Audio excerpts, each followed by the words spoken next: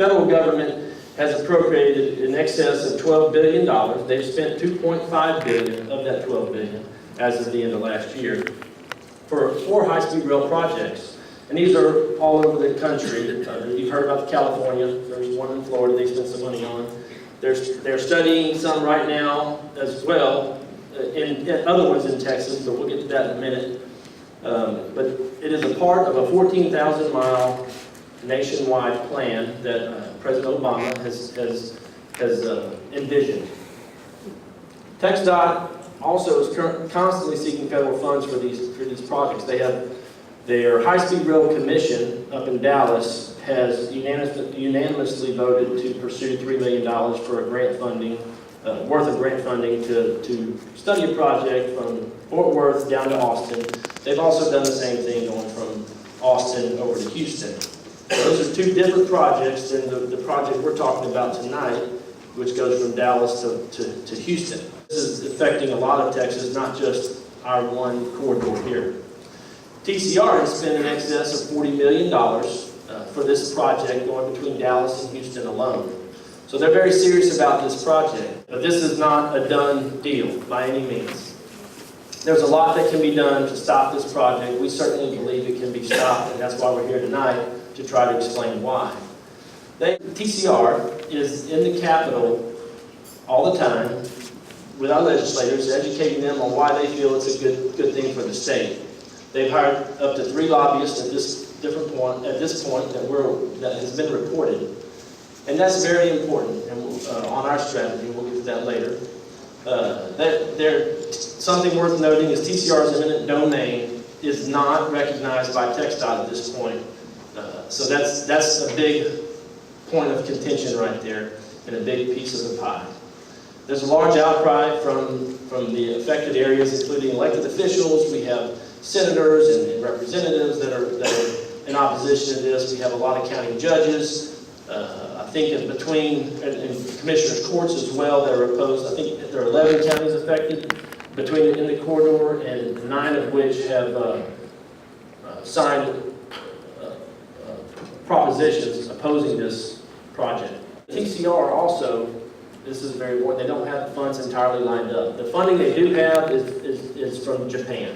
And it's important to know that it's foreign funded at this point. TCR actually did some robocalls in Montgomery County and in Ellis County. And they actually used the school children of Ellis County to call and say, you need to support us, the school children of Ellis County, by allowing this high-speed train, supporting this high-speed train, because that's going to mean jobs, right? It's going to mean tax revenue, right? So we know that there's a campaign that we have to wage on that front as well, because there's going to be a certain amount of people that will be swayed by some of that stuff. So we have to do a good job of supporting our position as it relates to that. This region-wide collaboration, again, we're going up and down this corridor. We're trying to get everybody on the same page. That's the main thing that we're trying to accomplish. As part of our strategy to increase their uncertainty and increase their costs, we're going to be doing eminent domain training in every county. We've got a law firm that's engaged right now. We're going to find some more. We're planning on actually doing eminent domain training for free. That's one of our deals. So we don't want, if we're going to have to face this, we want to face it together, strong, in a manner in which they don't feel like they're going to be able to mow us over. Because if they have to evaluate whether or not there's going to be an educated person on the other end of that offer. It's a $10 billion project for them. They've spent $40 million to date. They're not going to go away easy. This is probably going to get uglier before it gets better. But we have to stay together if we want to have a chance. Protect, unlike the California project, there's not a lot in between. It is pretty much open and rural flat. The Texas Department of Transportation is working very closely with us in helping to expedite this project. Here we'll run a 400-passenger 8-car train, largely rural and flat in between, full service running every half hour. We're working very closely with Texas Central, and we're working on a complementary project looking at potentially Dallas to Fort Worth and looking at doing some service level planning from Austin to Houston. In essence, creating what we call a horseshoe around the state. There are no grade crossings. And again, largely rural and flat between us, makes it much easier to construct. We're working with TxDOT It's not where we want to go, it is where the bank will finance it. So we have the Japan Bank for International Cooperation. Essentially, their export-import bank that is coming in and saying they will guarantee a large portion of the debt. First and driving factor is economic issues. One of our partners in the project is the Japan Bank for International Cooperation. We're very sensitive to some things that drive costs, but most importantly, for your purposes here, is we are driven by what the bank will finance. The Japanese are providing a portion of the debt through JBIC. 3 or 4 times. I said, but Robert, we don't have any money. He says, no, it's Japanese debt providers. Now you think, why would the Japanese do this? Number one, profit motive. Primarily the Japan Bank for International Cooperation. I'm glad you asked that question. I always love the question, what does it cost to ride the train? We're a private company. It's going to cost as much as we can afford to charge you, and we want to pay. So in terms of acquisition, railroads in Texas do have eminent domain.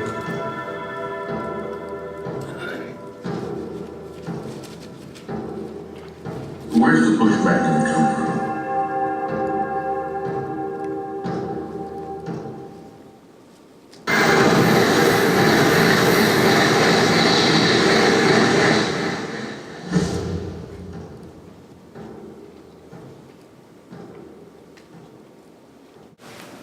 Estimate of time to travel from here to there is way off. But I guarantee you, the security, you'll have security just like you have at an airport to get on it. You're not going to walk up there and get on it. That's right, and one of the other things that I'm sorry, what he's talking about is security, and you're absolutely right. I mean, it's naive to think that the TSA will not be involved in this at some point, right? So you're going to have to go through The very same thing you're going to have to go through at the airport. That's your point. But uniquely, in this case, you now also have to be concerned about the security of the track between the two. Yes. Whereas in an airplane, once they get X number of feet off the ground, you're safe, right? So they don't have to worry about all that in between. But one of our points has always been, when you're considering this project, how is it going to affect your county? Our county commissioners are going to end up having to add probably staff to manage the security of these tracks between the two. Yes. Yeah, let me add something. One role of the county judge is an emergency director, right? And so this is something that's on my mind very much so, in that how do they plan on securing 140 or so miles of rural tracks when 2/3 of the attacks on rail around the world are on high-speed rail. And of those attacks, 2/3 of those are on the track itself and not the train. So this gentleman that's thinking of the security at the train station, it's a valid concern, obviously, but the more likely target is the track itself out here in the middle of nowhere, when nobody can see what somebody's doing when they go to cause the trail to derail. So that's a very important concern, because that would require, in addition to the concern for the lives themselves, but it would also require a substantial amount of attention from the local first responders and the local county, and therefore taxes, to address that situation. And it's a question we asked them to address. Is the resolution against the high-speed rail yet? Yes. Grimes County passed its high-speed rail right when I first got in office. That was the first thing I submitted to the Commissioner's Court for approval. And so we did that along with Waller County, Leon County, Freestone County, Ellis County, Ellis County, Montgomery County. So we held a conference call across the entire region with all the counties on it to coordinate and try to do that, and they all did it about the same time. A lot of what we're talking about here is kind of like after the fact, like what's going to happen. I'm sorry, Limestone County too, I forgot that. Okay, like after the fact. Where are our congressmen and our senators, where's their heads at on all this? And why isn't something like this on a ballot, so that people, the counties that are going to be affected, the people that are going to be affected, why can't we vote? We along with that effort on the regional effort with the County Commissioner's Court, we've also, Kyle's been working on that as well, contacted our state representatives and state senators. And we have good solid support within this corridor that are actively opposed to this project. Therefore, against, because that has a lot to do with it. But that's just a piece of it. It's gonna happen, see. That's right, but that's just a piece of it. So there's a lot more that has to come in, a lot more representatives and senators that have to be informed about the topic and educated on the pros and cons, and that's what we're trying to do. Another piece of that is on the national level, right? Your U.S. reps and your U.S. senators. And what all of you can do, the biggest thing that I feel you can do to communicate to them is to write a letter, your own personal handwritten letter. That means more to them than anything about how they should respond to this issue. I talked to the judge this past Monday, and he was putting a referendum before the Commissioner's Court against this, to be against the high-speed train. So I don't know, I'm sure the Commissioners probably got it, and they're not going to vote on it until this next Monday.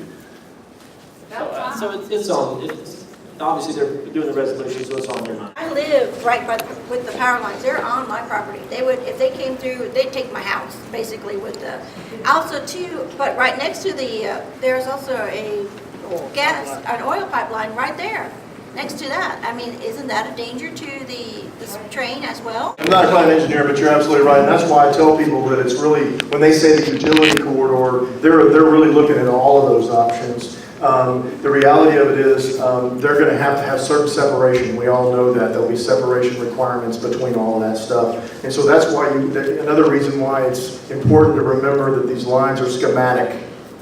Because in certain places where the gas line might be a little too close, they're going to have to move farther away. And so even though you see that line on that map, you can't say, ooh, that's 3 miles that way, I'm safe. No, it's not the way it is. So they can't go through her property, they'll go right over my house. That's exactly what we're telling everybody. You have to be concerned because there is no definition to these lines. What they've drawn is a very wide line on that map. In fact, I asked them to make it wider because I believe that it's probably going to be more like a 5-mile wide line before it's all said and done. Because they got to straighten it out. Again, remember, Six Flags. So they're going to have to straighten all those curves out. A lot of times those lines have jogs on them around. They went around somebody else's property lines. They're going to have to straighten all those out to go straight. I think that at the end of the day, we're all going to ultimately be affected by it. So, yes, ma'am? You were talking a minute ago about providing security along the pipeline. Think about all the EMS training and community training that has to be done when you have an electrical line, a train that can go down. I don't care if the pipeline's 5 miles away, it's going to go. Sure, you're talking, so if you have a derailment and there's a mass fatality situation, in order to handle that, all the training that would be required for your personnel everybody in the county safely do that. Everybody. Absolutely. Everybody. No. And then, there is no guarantee that they won't cut off private roads or county roads right now. They're not guaranteeing that. So what does that do to the emergency response to reroute people, way around the county road, which was not intended as it was developed, right? That's a big concern of mine. When we talked to Judge Eccles about this issue, we were specifically trying to ask, how are you people, if this train, comes through your property and it has a pair of fences and nobody can go through the actual train track at grade, how do they get across it to their house? Or how do they go feed their cows? Or how do they get across this thing? So the answer, in a nutshell, is a big culvert. That's what it is. It's a big culvert. And in between those culverts would be dirt of some sort. And it ends up, this culvert is not just big enough for a car. It's big enough for your tractor trailer. It's big enough for oil rigs. And so you're talking about a 14-foot tall, just like a bridge. And then there would be earth on top of that, right? The tracks aren't going to sit right on top of the culvert. There would be earth on top of that. You're talking 20, 25 feet tall. Mound of earth going across your property. And I told him that sounds like the Great Wall of Japan to me. We live out in Cottonwood. We're about 8 miles from Madisonville, about 8 miles from North Zooch. We can hear the train over at North Zooch when it comes through. What kind of noise is this thing going to make at 200 miles an hour? The video actually is the train taken in Japan by a guy that crawled over the fence to take a picture of it, okay? So It's not exaggerated, at least not by me. I do not think it's going to be very quiet. They've claimed that it's going to be quieter than a diesel truck idling at 100 feet. But none of us believe that, right? None of us believe that. Yes, it's important to note that it's going to be about every 15 minutes because they're talking about leaving Dallas and Houston every 30 minutes. And of course, that means they're going to be going every 15 minutes. I was watching the video on Facebook, I believe, of the meeting in Montgomery County, and it said in, I believe it was California, around the San Francisco train, that they were actually buying up more property under eminent domain than they needed, and then are going to sell the leftover property on public auction. Of course, that's a public train, and I'm not sure that all that's going to pan out, but certainly where they cut off 3/4 of your property and there's a quarter that's left, they're probably going to end up having to buy that because there's no other way for you to get to it. So we don't know exactly how that's going to go. We know, we believe the statute for interurban electric railways limits their width to 200 feet. But it's important to remember that they're going to have to take more than that 200 feet to actually build it. They can't build it within that 200 feet, right? They just can't, right? And then you've got all of the infrastructure that's got to come in. You've got substations, you've got transmission lines, you've got all kinds of things that have got to take place. Do you have another one? One other question. I read recently on your Facebook page that the proposed route is no longer going through Montgomery County. Is that the case? And if so, how were they successful at that? Good question. The answer is TCR has, I mentioned a little bit earlier in my presentation, TCR has said that they prefer it to not go on that BNSF track, but the FRA has stated unequivocally that they are not the ones that make that decision. So, and recently, ironically, the Montgomery County robocall that TCR's affiliates did was basically trying to get the Montgomery County folks to call their elected officials to get it moved back into Montgomery County. If it ever left to begin with, I mean that's neither here nor there, but that's essentially the gist of the robocall. Yes, that was one of our questions. Is where are we going to have to put up with brownouts? Where's the electricity going to come from? They haven't provided an answer yet. They do not have an answer for where the electricity is going to come from. Yes. Would any of you be willing to ride on a train that's going possibly 200 miles an hour, and then you're on a southbound track, and over here on a northbound track, you got another train that you're meeting at 200 miles an hour. That's a closure speed of over 400 miles an hour. If there was a derailment with a head-on collision, there's not going to be a soul living. It will be worse than an aircraft.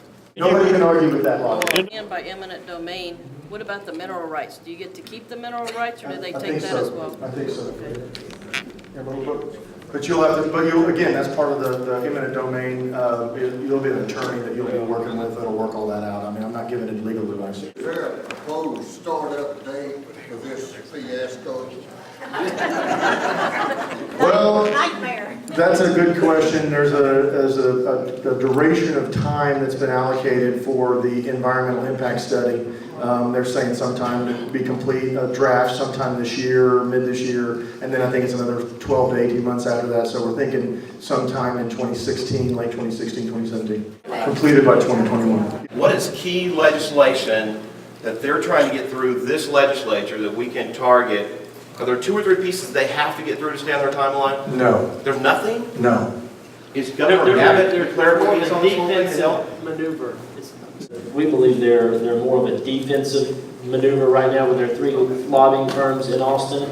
It's to defend anything that the legislature is coming up with or that we're working on too. You know, we've been working quite extensively on trying to inform the legislature. So I'm sure they were expecting some bills to come out, and they were trying to be ahead of it. So, I mean, basically they feel, and you see it on their website, it's on their website, that they feel they have eminent domain authority, but that's under discussion, basically. There's 2 railroad statutes, or transportation code, the 112 code and the 131 code. 112 is for railroads, and you all remember that when we were settling the West, they pretty much gave railroads carte blanche authority to do whatever they wanted to do. So that's one of the things we're having to fight here.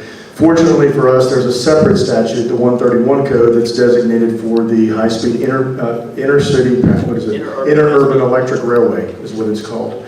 And so they fall under both of those categories, and that's where we're focusing a lot of our efforts to try to limit their authority within that.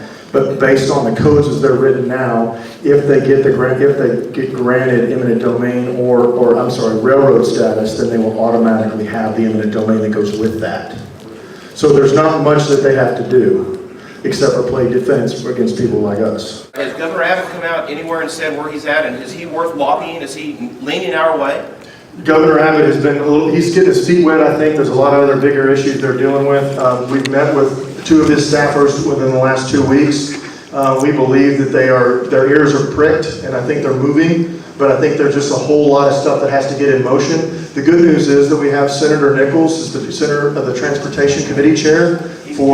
He is absolutely against this thing. Veto power. We win him on our side. We got a huge guy on our team. Lieutenant Governor. The point is we have a lot of good allies with them, both on the Senate and the House side, and we're working with Governor Abbott and Lieutenant Governor. We've also met with the Lieutenant Governor's office as Chief of Staff as well. So we're doing everything we can to touch all those bases. But they need to hear from y'all. They need to hear. Those guys need to hear. That's right. Reps are taking that fight to them as well, I believe. Remember this, TxDOT, the commissioners are appointed by the governor of Texas. Okay, so they are accountable to him. So just remember that when you're writing your letters, it's very important to write it to the governor and to let him know how y'all feel. Right. The other piece is like our state up here in the middle. We don't want this piece, but Dallas and Houston are going to say, "Who cares?" And their reps are going to say, "Yeah, get the high-speed rail." And they're going to have mass saturation of representatives. They're going to have a lot more power, but the governor has a lot of power to undo the dense population centers of representation. It seemed like our local guys matter, but it seemed like if we could win the governor, we just had a... That's absolutely correct. The unfortunate thing is that we're having to go attack them because they have it already. They've already got most of the authority established in the transportation code. So there's not much the governor can do. There's no, I said it earlier, there's no silver bullet. There's no veto pen on this case, right? What we're trying to do is to take a broad approach and think of it like we're sending a bunch of different avenues of attack here, because you don't know for sure which one will work. But the more you have, the more angles you take, the more likely you're going to be successful. Every time that we talk to Eccles or any of the other people involved with this, they've said there will be not a penny of state or federal tax money spent on this project. But the feasibility studies that they're doing are our tax dollars. It's yours and my dollars that are being spent right now to look at this. And I think I'm going to have to call BS on that. Well, and if you read a good point, and if you read their website, they talk about they're still going to be pursuing loans and grants and other kinds of stuff too. So none of us buy that. We all know instinctively that there'll be not enough riders on the train, and that ultimately it'll fail, and ultimately we'll have to bail it out. We all know that. And there's nothing that's part of what we're drumming every time we talk, is that there's an inevitable financial collapse that's going to take place. Eminent domain, that's the common denominator to every project that attempts to run over us and take our rights as property owners. I think we need to start dealing strongly with eminent domain and change it. I mean, just because our ancestors did it 200 years ago, but they were wrong on some issues, we need to change eminent domain. I agree with you wholeheartedly, and we do think this is a private property rights issue.